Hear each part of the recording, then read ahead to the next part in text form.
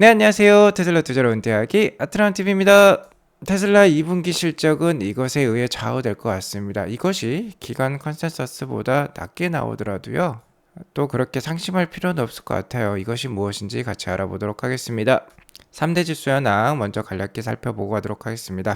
간밤에 3대 지수 소폭 올랐습니다. 소폭 올랐지만 그간 나스닥 위주로 많이 올랐기 때문에 S&P 500이 4283을 기록하면서 최근 9개월 내 최고점을 달성한 순간이 나왔어요. 자, 금일은 별다른 매크로 이슈는 없었습니다. 그런 이슈가 없었기 때문에 소폭의 움직임만 나왔고요. 역시 다음 주가 다이나믹할 것으로 예상이 됩니다. 다음 주에 CPI 지수 발표가 있고 FOMC 회의가 있어요. 다음 주 화요일, 수요일을 연달아 큰 이벤트가 있으면서 다음 주에는 좀 움직임이 크게 나올 법도 합니다. 자, 현재 이번 주는요, 연준 당국자들의 발언이 금지되는 블랙아웃 기간입니다. 다음 주 FOMC를 앞두고 있기 때문에 이번 주에 있는 연준 인사들의 발언은 시장을 크게 움직일 수 있기 때문에 그 영향력이 높기 때문에 발언이 금지된다라고 볼 수 있겠고요. 이에 따라서 이번 주 장은 좀 불확실성이 지속이 될 것 같아요. 주지에서 말씀드렸다시피 연준 당국자들 사이에서도 추가 인상이 필요하다는 시각과 6월 달에는 금리 인상을 쉬어가자는 주장이 혼재한 상황이죠. 자, 이런 상황에서 전반적으로 매크로 상황은요, 좀 호전이 되는 모습이 나오는 것 같습니다. 일단 먼저 주가의 반등세가 지속이 되고 있어요. 주가는 대표적인 경기 선행 지표이기 때문에 주가가 반등한다라는 것은 차후 1년 뒤에 경기가 좋아질 수 있다라는 것을 뜻하기도 합니다. 실제로 세계은행에서는요, 세계 경제 성장률을 기존 1.7%에서 2.1%로 상향 조정을 했어요. 미국의 성장률 역시 기존 0.5%에서 1.1%로 어제 상향 조정을 했습니다. 그리고 최근 부채 한도 상향이 바이든 대통령의 서명으로서 일단락이 됐죠. 그러면서 미국 디폴트 위험도 감소가 되었습니다. 그러자 골드만삭스에서는요, 미국의 12개월 내 침체 가능성이 기존 35%에서 25%로 내려왔다라고 해요. 이제는 정말 마일드한 경제 침체가 예상이 되겠다라고 볼 수 있겠습니다. 아무튼 이번 주장은 전문가들의 의견에 따르면 다음 주 SLCPI 발표와 FOMC 회의 때문에 관망세를 보일 것으로 예상을 하고 있습니다. 유가와 10년물 국채금리 역시 큰 움직임은 없었어요. 대부분 좀 안정화된 모습을 보여주고 있다라고 볼 수 있겠습니다. 자, 엔비디아는 오늘도 1.32% 하락하는 모습을 보여주었어요. 아무래도 한 360불에서 400불 사이의 박스권을 보일 듯한 움직임이 강한 모습입니다. 다만 그 이외의 반도체 주식은 좀 좋은 모습이었어요. 아무래도 형님이 먼저 치고 올라갔으니까 나우들이 이제 따라가는 듯한 모습이 나오는 것 같고요. 계속해서 구글, 아마존, 테슬라 이 삼형제는 좋은 움직임을 보이고 있습니다. 자, 그리고 부채 한도 상향 통과가 있은 다음부터는 미국 지역 중소은행에 대한 위기설도 쏙 들어갔어요. 그러자 파이낸스 쪽도 좋은 모습을 보여주고 있습니다. 애플은 최근 혼합 현실 헤드셋이라는 신제품을 출시했음에도 불구하고 재료 소멸에 따른 소폭의 하락을 보여주고 있네요. 테슬라는 오늘도 1.7% 상승하면서 좋은 모습 이어가고 있습니다. 오늘은 경기에 민감한 주식들이 좋았고 헬스케어라든지 컨슈머 디펜시브 같은 경기 방어주든 좋지 않은 하루였네요. 자, 나스닥 일봉 차트를 보겠습니다. 나스닥이 계속해서 13,200선에 놓여있는 모습이에요. 13,200선 위에서 지금 3일 연속 놓여있는 모습인데 이번 주 내내 13,200선 이상을 유지하면 좋을 것 같습니다. 자, 전고점이 13,200이라고 말씀을 드렸죠. 작년 8월 달이었습니다. 나스닥과 테슬라가 급락하기 전에 주가까지 지금 회복한 모습이고요. 역시나 중요한 건 다음 주가 되겠어요. 다음 주 CPI 지수 발표와 FOMC 금리 정책에 따라서 주가가 크게 좌지우지 될 것 같고 방향성을 보일 수 있겠다라고 볼 수 있겠습니다. 자, 그래서 지금 시점은요, 자신만의 투자 원칙이 필요한 시점이 될 것 같아요. 나는 하락이 싫다라고 하면 어느 정도 현금을 쌓아두고 하락으로 방향을 틀었을 때 저가에 모아가는 그런 움직임을 보일 수도 있겠고요. 나는 하락이 두렵지 않고 장기 투자에 나가겠다. 계속 모아 나가겠다. 그냥 저축한다고 생각하겠다. 뭐 5년, 10년 저축한다고 생각하겠다라고 하면 굳이 팔 필요가 없죠. 다음 주에 만약 금리 동결에 따라서 시장 참가자들의 반응이 좋다면 시장이 계속해서 올라갈 수도 있겠습니다. 하지만 어느 정도 기준점을 갖고 계실 필요가 있겠어요. 지금 나스닥 주가와 나스닥 51선 간의 괴리가 많이 벌어졌기 때문에 지난 박스권의 상단이라고 할 수 있는 12,300선 정도는 생명선으로 삼을 필요가 있고 가장 강력한 생명선은 11,000선이 되겠어요. 만약에 정말 급락을 해서 11,000선을 깬다는 건 미국이 경기 침체 상황에 들어섰다라는 뜻이라고 볼 수 있겠습니다. 투자에 참고하시기 바라겠고요. 자, 이번 주는 크나큰 이슈는 없습니다. 역시 다음 주가 중요하죠. 다음 주 13일 미국 CPI 지수 발표, 다음 주 14일 FOMC 금리 발표가 있는데, 자, 가장 베스트는 미국 CPI 지수가 4%대 중반 정도, 그러니까 저번 달보다 좀 낮게 나오고요. FOMC에서 일단은 금리 동결을 발표한다라고 볼 수 있겠어요. 아직까지는 시장 참가자들에게 우호적일 가능성이 좀 높아 보이는 상황이긴 합니다. 참고하시기 바라겠습니다. 현재 이번 주는 블랙아웃 기간이라고 말씀드렸었죠. 연준위원들이 함부로 나서서 발언을 할 수 없습니다. 다음 주 FOMC 회의가 있기 때문이죠. 자, 일단은 어제랑 오늘의 확률이 똑같습니다. 6월 14일 금리 동결 전망이 78.3%라서 높은 확률이에요. 아무래도 연준위원들의 발언을 할 수 없는 블랙아웃 기간이기 때문에 확률이 같은 것으로 판단이 됩니다. 자, 그리고 7월달, 9월달에 금리 인상될 확률이 거의 50%대에 육박을 하고 있어요. 어쨌든 6월달은 지금 쉬어갈 가능성이 높아 보입니다. 다만 현재 나스닥 주가가 이를 충분히 반영하고 있을 수도 있어요. 그리고 다음 주에 정말 금리 동결이 발표가 되면은 재료 소멸로서 주가가 하락할 수도 있습니다. 그리고 연준 파월 의장의 발언이 중요하다라고 볼 수 있겠는데, 파월 의장이 뭐 연내 한 차례 정도 더 금리 인상을 할 수 있겠다라는 듯한 암시를 주게 된다면 주가가 또 하락할 수도 있겠죠. 어쨌든 단기적인 주가는 그 누구도 예상할 수 없습니다. 다만 중장기적으로 봤을 때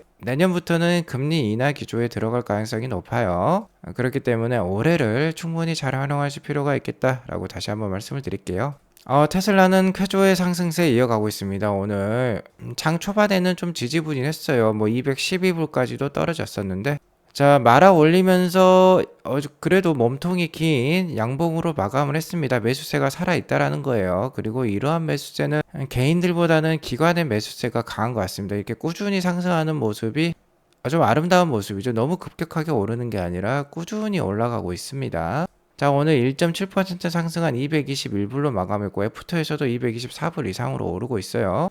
자, 일단 테슬라의 1차적인 목표가는 한 245불에서 250불 정도가 되겠습니다. 일단 나스닥 역시 작년 한 8월달 고점을 지금 달성한 상황이고, 엔비디아는 역사적인 연고점을 최고점을 갱신을 했어요. 그렇기 때문에 테슬라도 뭐 엔비디아라든지 나스닥이랑 키를 맞추려면 300불대 초반까지는 올라오는 게 맞다라고 봅니다. 자, 이를 위해서는 가장 중요한 모멘텀이 바로 2분기 호실적 발표가 되겠죠. 아무래도 올해 최고의 호재라고 할 수 있는 사이버 트럭의 런칭이 연말에 있기 때문에 그 사이에는 좋은 실적과 좋은 가이던스를 발표하는 게 중요합니다. 엔비디아 역시 좋은 2분기 실적 가이던스를 내면서 주가가 급등을 했었죠. 그것과 마찬가지 이치라고 볼 수 있겠어요. 그리고 2분기 실적을 가늠할 수 있는 거는 역시 테슬라 매출의 한 85% 정도를 담당하고 있는 오토모티브의 영역, 그러니까 자동차 판매 실적이라고 볼 수 있겠는데요. 트로이 테슬라이크에 따르면 예상 인도량이 43만 9천 대고 애널리스트의 컨센서스는 44만 7천 대입니다. 현재 애널리스트 컨센서스보다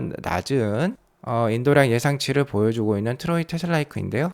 자, 일단 여기서 한 가지 의문점이 있습니다. 1분기랑 2분기 실적을 한번 비교해 볼게요. 1분기에 기가 상하이 판매량이, 그러니까 인도량이 21만 4천 대였는데, 자, 2분기에 기가 상하이가 20만 9,500도로 줄어든다라고 얘기를 하고 있어요. 자, 이 점이 저는 참 의심스럽다라는 겁니다. 자, 올해 2분기에는 특히 4월 달에 작년과 같은 코로나 상황에 준하는 생산 감소도 없었어요. 그런데 2분기가 1분기보다 낮다라는 거는 의심해 볼 필요가 있겠다라는 겁니다. 특히 어제 나온 저번 주 중국 로컬 판매량, 그러니까 중국 차량 보험 등록 대수를 보면은요, 아주 분위기가 좋아요. 14,500대가 등록이 되었다라고 나오고 있습니다. 자, 이를 테슬라 찬님께서 이렇게 표로 잘 나타내 주셨는데요. 중국 로컬 판매량만 보면은 기가 상하이 2분기 판매량이 제법 좋을 것 같아요. 투서히 테슬라이크의 예상치에서 기가 상하이 숫자가 워낙 낮게 잡혀 있기 때문에 2분기 전체 인도량, 그러니까 2분기 실적은요, 중국 로컬 판매량, 그러니까 기가 상하이 판매량에 의해서 좌우된다라고 볼 수 있겠습니다. 특히 6월 달은 이제 기가 상하이가 수출이 아니라요. 그러니까 유럽으로의 수출이 아니라 중국 로컬 판매에 집중하는 달이라고 볼 수 있겠어요. 근데 그 첫째 달에 6월 달에 첫 번째 주에 시작이 좋습니다. 지금 14,500대를 인도한 것으로 나오고 있는데요. 전분기였던 1분기에 마지막 달, 그러니까 3월 달에 첫 번째 주랑 비교해 볼 수 있겠죠. 자, 이때가 13,200대였습니다. 근데 이것보다도 한 1,300대 정도 더 많이 판매하는 숫자가 나왔어요. 그렇기 때문에 테슬라에게서는 좋은 징조라고 볼 수 있겠습니다. 특히 현재요, 모델 3를 리프레시하는 프로젝트 하이랜드를 기다리고 있는 중국 고객분들도 계실 것 같아요. 자, 이러한 대기 수요 때문에 지금 당장의 인도량이 낮게 나올 수 있음에도 불구하고, 자, 이번 달 첫째 주 실적이 좋다라는 겁니다. 자, 수출과 로컬, 그러니까 중국 로컬 판매를 모두 포함했을 때 기가 상하이의 전체 판매량의 추이를 보면요, 4, 5월 달이죠. 그러니까 2분기의 첫째 달과 두 번째 달의 합이요, 1분기보다도 높았어요. 그러니까 세 번째 달이라고 할 수 있는 6월 달이 3월 달만큼만 나와준다면 당연히 2023년 1분기 판매량을 뛰어넘을 수 있는 겁니다. 자, 그래서 6월 달에 3월 달만큼만 팔아준다면 참 9만 대 정도가 인도가 된다면 2분기 기가상하이의 인도량이 24만 대를 넘길 수도 있어요. 자, 그렇게 되면은 트로이 테슬라이크의 21만 대보다 약 3만 4천 대 정도 차이가 나게 되는 겁니다. 자, 그러면 43만 9천 대가 아니라 45만 대도 충분히 뛰어넘을 수도 있어요. 45만 대를 넘어서게 되면은 애널리스트 컨센서스인 44만 7천 대를 훌쩍 뛰어넘을 수도 있는 겁니다. 자, 그리고 이를 예상하고 있는 한 트위터 분이 계시는데요, 또 이렇게 멋지게 그래프를 또 그려주셨는데, 올해 2분기 인도량 전체 예상치를 45만 6천 대로 잡고 있습니다. 그러니까 45만 대를 넘길 수 있다라는 거죠. 자, 그렇게 되면 애널리스트 컨센서스를 넘어설 수 있는 거예요. 자, 앞서 보셨듯이 중국 로컬 판매량만 올해 3월 달 수준만 보여줄 수 있다라고 하면은 충분히 45만 대도 넘길 수 있을 것으로 판단이 됩니다. 자, 지역별로 살펴보면 북미죠. 미국과 캐나다가 전년 동기 대비 42% 성장한 18만 1000대가 예상이 되고요. 중국은 전년 동기 대비 68% 성장한 15만 대. 자, 여기 있죠. 그 다음에 유럽은 277% 전년 동기 대비 성장한 9만 7천 대에서 한 10만 대 정도 보일 것으로 생각이 들고, 나머지 지역들도 139%가 성장한 2만 8천 대가 예상이 됩니다. 자, 아무튼 이번 주에요, 트로이 테슬라이크의 2분기 새로운 인도량 예상치가 나온다라고 하니까 나오면은 다시 알려드리도록 하겠고요. 중국과 유럽 판매의 추세를 봤을 때 충분히 45만 대도 넘길 수 있을 가능성이 보이는 2분기라고 볼 수 있습니다. 그래서 기대를 해봅도 하겠다. 그렇기 때문에 현재 테슬라 주가가 잘 오르는 것이지 않겠느냐라고 반문을 해볼 수도 있을 것 같습니다. 자, 그리고요, 기간 컨센서스 못 넘기면 어떻습니까? 전기차 침투율은 갈수록 높아질 것인데 라고 말씀을 드리고 싶어요. 자, 오늘 아침 야후 파이낸스 우리나라 미국 주식 투자자들도 자주 참고하는 사이트인데요, 야후 파이낸스 제1면에 이런 기사가 있었어요. 여기 보시면 테슬라 모델 3가 이제는 캘리포니아에서 23,000불도 하지 않는다라는 듯한 기사가 있는데요. 자, 이 기사 내용을 번역해 보면 이렇습니다. 테슬라 모델 3가 캘리포니아에서 23,000달러밖에 안 된다라고 해요. 자, 이는 연방 정부의 인센티브죠. 7,500불, 그리고 캘리포니아 주에서 따로 주는 인센티브를 결합했을 때 가격이라고 합니다. 자, 이 가격이 되면 토요타의 대표적인 중형 세단이죠, 캠리보다도 싼 가격이 된다라고 해요. 거의 비슷한 세그먼트에서 경쟁하는 두 모델이기 때문에, 자, 이렇게 되면 완벽한 모델 3의 승리가 되겠죠. 당연히 전체적인 유지 비용도 모델 3가 훨씬 싸고 자율주행 기술도 훨씬 좋기 때문에 모델 3를 선택할 고객들이 훨씬 더 많을 것이라고 저는 생각을 합니다. 현재 테슬라 투자자들이랑 애널리스트는요, 완전히 새로운 EV 시장을 열어 제낄 수 있는 3세대 차량 플랫폼을 찾고 있어요. 자, 이게 바로 모델 2, 그러니까 25,000불에서 3만불대 소형 해치백 차량이 되겠습니다. 아무래도 2024년 말이나 2025년에 런칭이 될 것으로 예상이 되고 있죠. 기간 멕시코에서 대량 생산될 것으로 예상이 되고 있는데요. 자, 이 모델이 나오기도 전에 벌써 25,000불대 차량이 모델 3로 완성이 된 거예요. 자, 이렇게 되면 어쨌든 이 모델이 나오기 전까지 인센티브가 지속되는 한 테슬라의 판매량 성장은 지속이 될 것 같습니다. EV 침투율이 계속 올라갈 것 같아요. 자, 이렇게 되면 당장 2분기 인도량이 그렇게 높지 않더라도요, 중장기적으로 이미 성장할 토대를 갖추고 있는 테슬라라고 볼 수 있습니다. 자, 캘리포니아 뿐만 아니에요. 다른 주들에서도 속속 인센티브를 지급을 하고 있기 때문에, 버몬트라든지 매사추세츠라든지 뭐 뉴욕이라든지 할 것 없이 지금 뭐 모델 3 스탠다드 레인지 모델이 3만 불대 이하까지 내려오는 모습 우리가 확인해 볼 수 있습니다. 자, 이런 뉴스를 바탕으로 해서요. 최근 테슬라 주가가 잘 오르는 것 같아요. 최근 테슬라 주가가 꾸준히 오른다는 것은 역시 기관들의 매수세가 있다라는 것이고, 기관들의 매수세는 EV 침투율 상승에 따라서 테슬라의 우세를 점치고 있는 것으로 판단이 됩니다. 또한 하반기에 있을 사이버 트럭의 출시 역시 기대된다라고 볼 수 있겠죠. 2020년에 모델 Y 출시 이후에 테슬라 주가가 700%가 넘게 올랐었습니다. 자, 이것이 내년에나 늦더라도 내후년에 재현이 될 수도 있어요.